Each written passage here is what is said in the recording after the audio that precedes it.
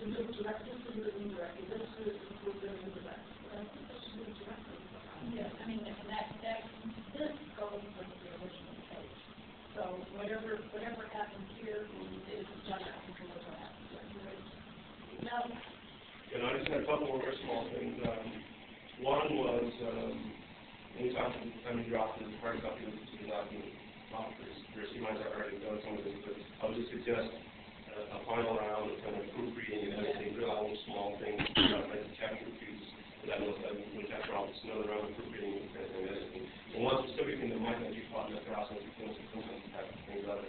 On page 167, the bottom, there's a figure 1 provides a recap of more or less 2000 model. And these things are figure 2 right here. You don't, yeah, beginning chapter 8 for this thing. The only reason figure 1 provides a recap, so figure 3 provides that recap. okay. So, again, that's the kind of thing that often doesn't get caught in that. Oh, man, what is that? We'll just see if that matches.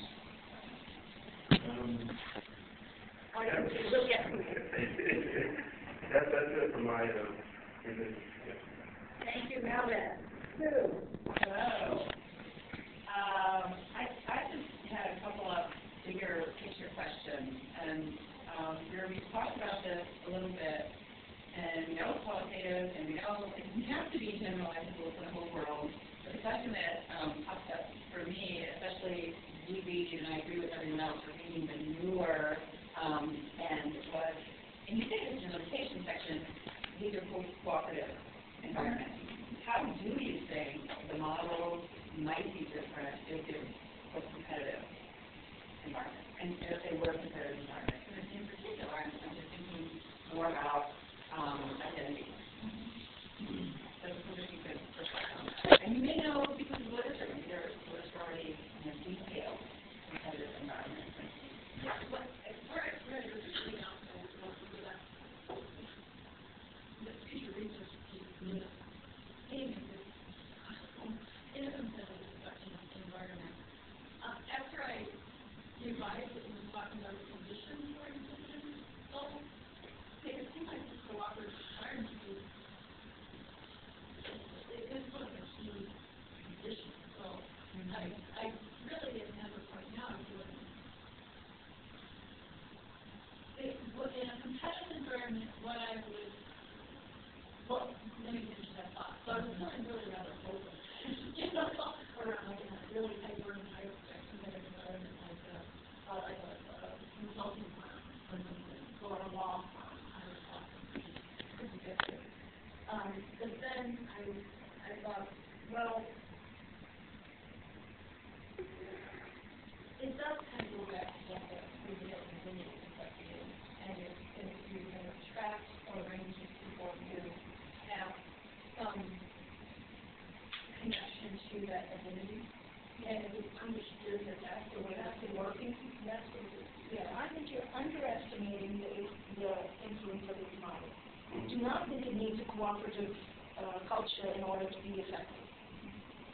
So, for instance, this morning I was thinking about President Obama and his election. And can this model explain how he has risen to power? And in fact, his strong organizational inclusion from the American electorate.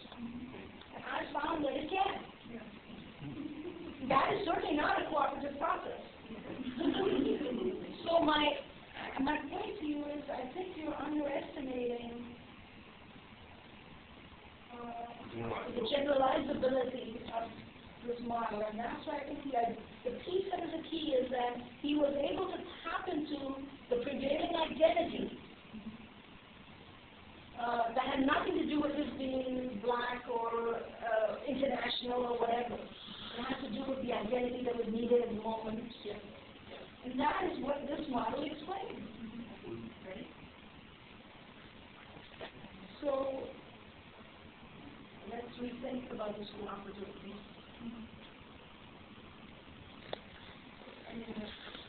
The other thing I'm curious here, I know you had lots of insight and your whole worldview, I'm sure, has shifted intellectually, so I don't know.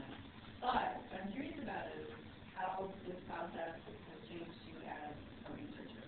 what you've learned through the process of conducting this research?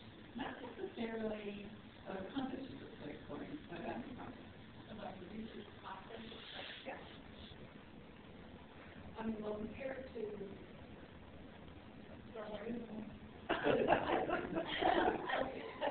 think I really came in, even my background is engineering, and I came in with the solid data of, organized, standardized quality.